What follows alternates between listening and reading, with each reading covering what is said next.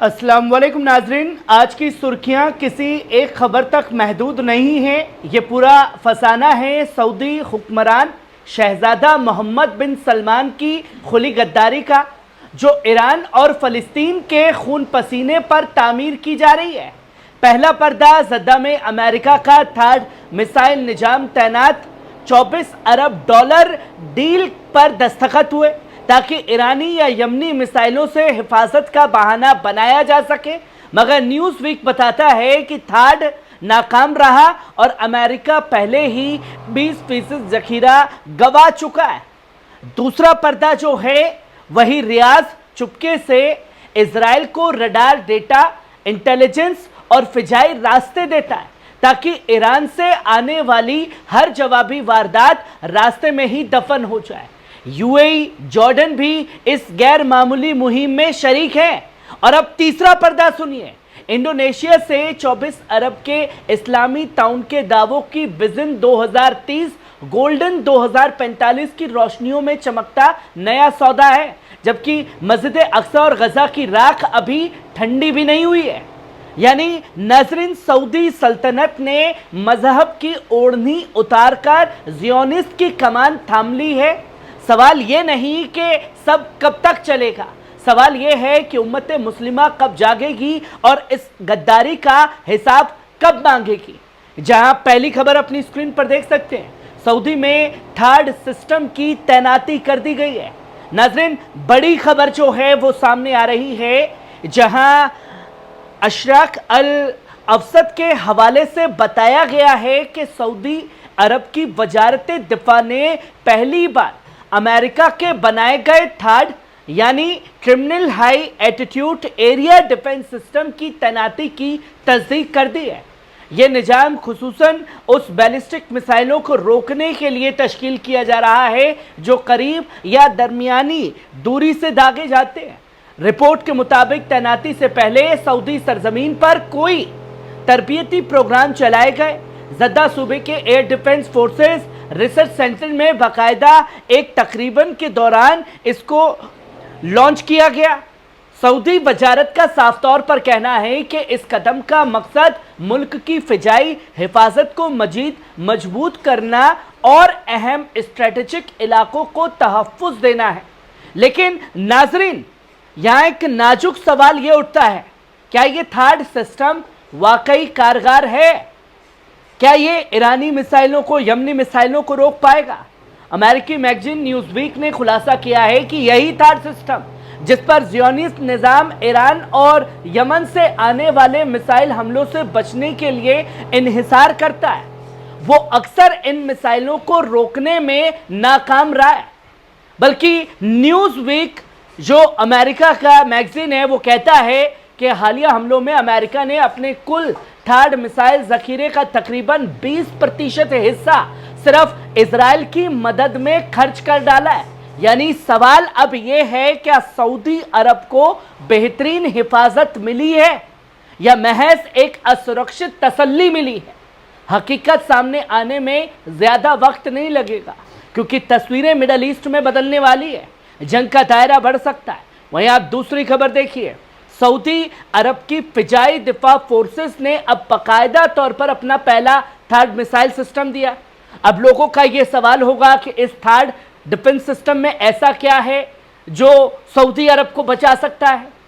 क्योंकि अमेरिका की पॉलिसी ये रही है हबीबियों के लिए कि हम आपको हथियार देंगे, आप हमें तेल देना और हमारे हथियार जो हैं आपको महफूज रखेंगे। और इसका ट्रेलर तो आप लोगों ने इजराइल में देखा है कि इजराइल कैसे बचता हुआ नजर आया। पर ईरान के हमले ने थर्ड हो, आयरन डोम हो, एरो T-34 हो, सबकी पोल खोल करके रख दी है। जहां सऊदी को मिला है 7 थर्ड बैटरियां, 44 लॉन्चर, 360 मिसाइलें, 16 कमांड यूनिट और 7 AN की रडार सिस्टम। सऊदी वजारत दिफा का कहना है कि इस तैनाती से हवाई हिफाजत को नई ताकत मिलेगी। लेकिन नाजरीन, इस पूरे निजाम की असली कारगुजारी अब इम्तिहान में है। क्या ये अरब सरजमीन को महफूज रख पाएगा या फिर ये एक नाकाम अमेरिकी तजुर्बा साबित होगा जिसकी तस्वीरें लोगों के सामने आएंगी। वहीं आप तीसरी खबर देखिए, सऊदी पर्दे के पीछे इजराइल की मदद कर रहा है।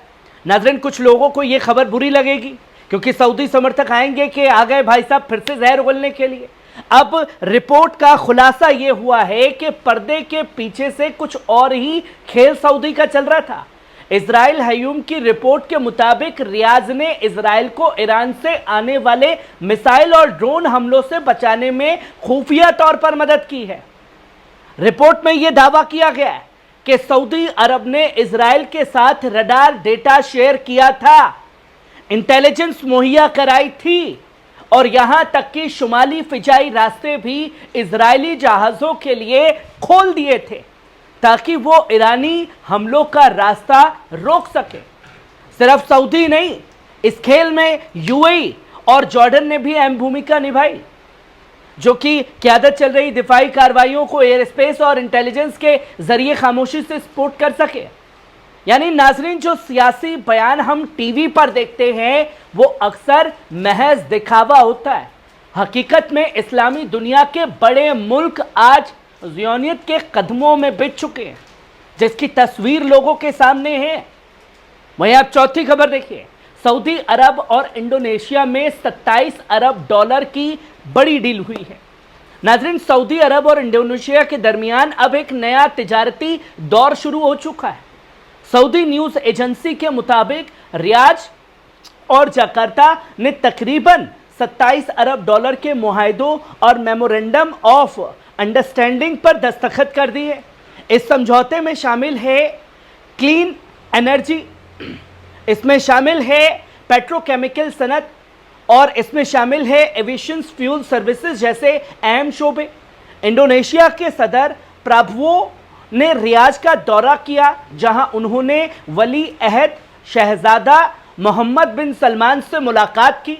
दोनों रहनुमाओं ने तारीखी रिश्तों को याद करते हुए हर शूबे में ताउन को बढ़ाने पर इत्तेफाक किया।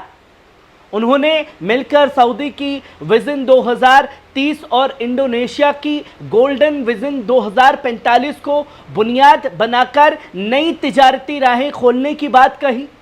पिछले 5 सालों में दोनों ममालिक की बायलैटरल ट्रेड तकरीबन 31.5 अरब डॉलर रही, जिससे सऊदी इंडोनेशिया और इस इलाके में सबसे बड़ा कारोबारी पार्टनर बन चुका है। दोनों मुल्कों ने अलमी मंजर पर ताउन और बाहमी हम आहंगी को भी बढ़ाने का ऐलान किया, चाहे वो यूएन हो, ओआईसी हो, G20 हो या नाम हो।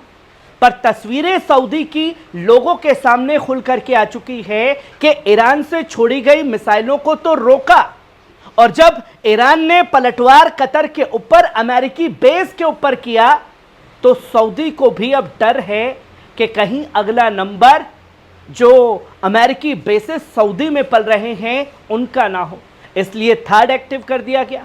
पर थर्ड क्या बचा पाएगा सऊदी को? यह सबसे बड़ा सवाल है जिसकी तस्वीरें लोगों के सामने। कैसी लगी खबर? कमेंट बॉक्स में आकर के अपनी राय जरूर दीजिएगा। शुक्रिया।